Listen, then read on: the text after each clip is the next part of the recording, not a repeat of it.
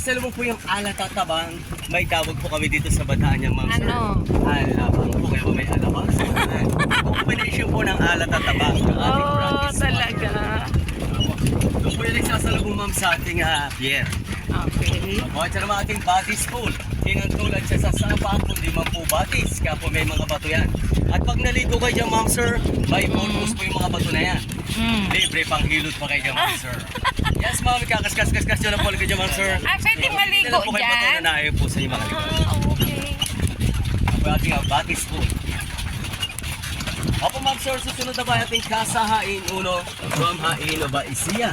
Yan po ating White House sa Hain, Nueva Ecija. Dati po siyang munisipyo ng Hain, Nueva Ecija. Okay. At yung susunod pong bahay, ma'am, yung ating Casa Luna from Luna, La Union. Yan po yung bahay ng Luna Brothers. Nilawan Luna at saka po Pauline Luna. Antonio Luna po, ma'am.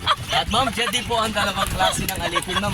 Alipin sa gigilid at alipin pong namamahay. At may kasama po kayong tour guide or walking tour, ma'am. Yan po ang pinapasok na ba ating Casa Luna from Luna, La Union. Pag may kasama kayong tour guide, sir, yan po ang pinapasok na bahay. Talaga? Opo, ma'am, sir, dyan po kayo makakita ng sinaunang planchang di paa. Pag walang tour guide, di kami makapasok. Okay, ma'am, isang t-shirt po, mama. 2 to 3 hours po pinapalang siya, ma'am. Literal na pa po ang gumagana. Isang t-shirt lang po, mama. 2 to 3 hours po namamalan siya. At yung dadaanan natin bahay, ma'am, yung ating Casa Baliwag Dos from Baliwag, Bulacan for check-in for accommodation. At ma'am, sir, ating Casa Cagayan from Cagayan Valley. Yan po yung mga sinaunang bahay na may silong o ilalim. Kasi ma'am, yung mga hayop po nila nung araw, ilalagay po sa silong. Katulad po ng kabayo, kambing, baka, kalabaw. Oo, kaya Saka mataas. ma'am, iwas baha na rin po yung bahay na yan. Okay. For check-in din po dati, ma'am, yan kailan po under renovation po yung ating bahay. Sir, yan po yung dalawang bahay, isang hagdanan. Duplex o couple po yung ating bahay na yan. Okay, modern At pag may ah. utang yung kapitbahay nyo, ma'am, sir, May abangan nyo lang duplex. po sa hagdanan, wala pong kawalayan, ma'am, sir. Opo, ma'am, malamang sa lamang magbabayad po yan. At sir, ng mga ating replica ng Escolta, Manila. Yan po ating mga hotel na pwedeng pag-check-in andito sa Las Casas. Opo, ma'am, yan Dito. po yung replica sa Escolta sa Binondo. For check-in for accommodation po yan. Sir, yung mga ating Plaza Belmonte kay Mayor Sunny Belmonte ng Quezon City. Yung po rin po niya, ma'am, sa Tagiliran. Yes, sir, ang tawag po namin sa plaza na is Plaza Belmonte. Ayan. Opo, ma'am, sir, kaibigan po kasi siya na may-ari po nito Las Casas. Yeah, ma'am, sir, masarap palang kaibiganin si Boss Jera Casar. May plaza ka na, may revolto ka pa. Buhay ka, meron na. Po, kaibigan po kasi sure. Okay, sir, susunod po ba ating Casa Haindos from Hain, Nueva Ecija Ayan. for check-in po accommodation. Ma'am, sir, casa po means bahay po siya, ma'am, sir, ha? At yung may tatlong panglapag na bahay, ma'am, yung ating Casa Binondo 3 from Binondo, Manila. Yan po yung 169,000 overnight po yan for 16 person. Opo, ma'am, may butler, may cocktail, may food na po yan. At ma'am, dyan na rin po dati nag-check-in si Vice Ganda, ma'am. At saka po yung last episode po ng Ang Probinsyano, dito po ginanap ang shooting nun sa Las Casas. Opo, ma'am, yan po tuloy yung bahay na in-vlog sa YouTube ni Vice Ganda. At saka nakaraling ko, ma'am, dito po nag-shoot yung Widow's War na sa Channel 7, ma'am. Si Bea Alonso at saka po si Rafael Rosel. Dito din siya nag-engage, no? Ma'am, Quezon City po yun. Hindi dito. Las Casas, Quezon City po yan.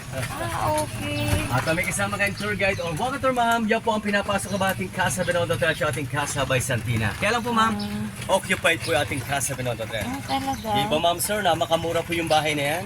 Opo, ma'am, sir, mapapamura talaga kasi babayaran yung 169,000 pag-gising niyo po ng umaga, ma'am, sir. May nag-occupy na. Opo, meron po. At yung ating Casa San Miguel from San Miguel, Bulacan for check-in for accommodation. At yung ating Casa Candaba from Candaba, Pampanga. At yung ating Casa Mexico from Mexico, Pampanga. At ma'am, sir, yung mga ating kusina ni Nanay Maria. Yan po ating Filipino food restaurant dito sa Las Pasas. Yan po yung sa Casa Unisan from Quezon Province po yung bahay ni ma'am, sir. At yan nga po nakatalikod na report ko, ma'am, sir, ha? Yan po si Mayor Sunny Belmonte ng Quezon City. At pag may wedding, ma'am, sir, ha, nagagamit din natin kinasal yan for a reception, yung ating Plaza Belmonte. At susunod na ba mga sa ating Casa May Kawayan from May Kawayan, Bulacan for check-in po accommodation. At susunod pong bahay, ma'am, sa ating Casa Binondo 1 from Binondo, Manila for check-in for accommodation. Ma'am sir, naalala niyo po yung larong palo sebo pagka may pestahan? Yung may kinukuha pong price sa ibabaw, yung madulas po yung kawayan, yung meron pong sebo. Yan po ating larong palo sebo. Yan. Okay, ma'am. Okay. Oo. Saka ma'am, ating luksong baka ma'am, mga larong probinsya po ng araw ma'am sir. Yung taya po dyan ma'am sir, yung nakaya po. Oo. Yan. Luksong baka. Yes po. At ma'am, yung ating Casa Tondo from Tondo, Manila, for check and for accommodation. At yung susunod na ba ma'am sir, ating Casa Quiapo, pang Quiapo, Magkano Manila. naman yung kasang Quiapo? Ang University of the Philippines sa Casa Quiapo. Yan po yung first showing ng Fine Arts noong 1908. At kung may kasama po kayong tour guide or walkator ma'am, yan po ang pinapasok ng mga ating Casa Quiapo, pang Quiapo, Manila. Di po ma'am sir, ngayon po may CCTV tayo. Yan daw po palang bahay niya sir, may sisisilip po nung araw. Yes sir, kasi pagka may bisita may ari sir, sumisilip po sa second floor, sa tapat na pinto kung sino pong bisita. Yung score na butas po mama, sa second floor sa may flooring. Doon po sumisilip yung may ari dati. At pagka hindi daw po kayo kanais-nais sa bisita ma'am sir, malamang tubig o ihi pa ang isabi sa inyo. Opo ma'am, CCTV po ngayon, sisisilip po ng araw. At pag may kasama kayong tour guide mama, ipapakita po yung butas na sisilip ma'am. Oo, mamaya pa yata yun. Ito Yung po sa ating ano. Casa Binyang ating tour guide. At sa ating Casa Binondo Dos from Binondo, Manila for check and for accommodation. At ma'am sir, ating Casa Baliwag Uno from Baliwag, Bulacan. Yan po naman ang personal house ng Abusar family, ang may-ari po nitong Las Casas ma'am sir. Opo ma'am, si Mr. Jera isa po ang may-ari po nitong Las Casas sir ay taga Balanga City, Bataan. At sila rin po may-ari ng New San Jose Builders Incorporated. Architect po siya sir. At sir, siya rin po kayo ng Secretary ng Housing kay President Bongbong Marcos. At pag gusto niyo mag-tour guide or walk-a-tour ma'am, dito po magmumulan yung tour guide sa aking Casa Binyan. Meron po tayong 8:30 hanggang 9:30. Ang pinakalas natin sir is 4:30. Opo, sa ating Casa Binyan from Binyan, Laguna. Yan po yung bahay ng lolo ng ating Pampasambayani na si Dr. Jose Rizal. Opo, yan po yung bahay ng Alberto South. At ma'am sir, dyan din po ginanap ang shooting ng General Luna na si John Arcilla po ang gumanap natin. So ma'am sir, talaga? kung napanood niyo po yung pelikulang General Luna sir ma'am, dyan po siya pinagbabaril o pinagtataga sa espace na. Yes po. Hindi po naglabas na dito. At yan ang ating La Bella Tudora ay ating Italian restaurant. At yan naman po dalawang kubo sa kabilang ilog, ma'am sir.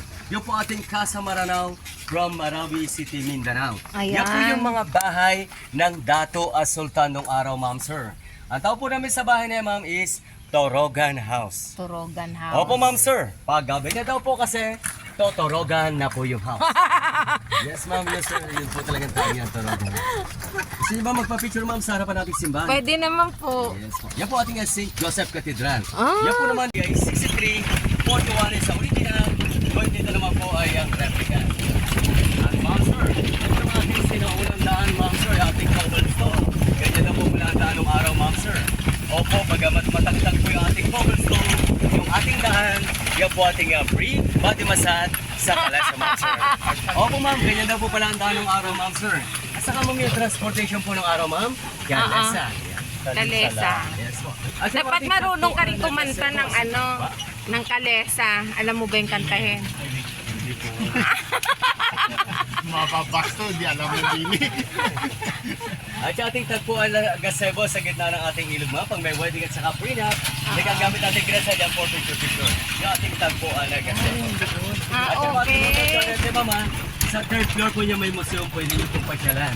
At pag na-accommodate niyo po ating bigbalan. Kaya magtatawag po namin sa tulay na yan, tulay ni Lola Basyang. Tulay Opo, din ma'am, Lola sa totoong buhay Basyang. po ma'am, si Lola Basyang po ay lalaki. Siya po si Severino Reyes. Isa po siyang writer. Fame name o screen name niya lang po yung Lola Basyang. Talaga? Kasi ma'am, naniniwala daw po yung mga bata sa Lola kaysa po sa Lolo. Okay. Thank you for watching our Kalesa tour, guys. Bye-bye!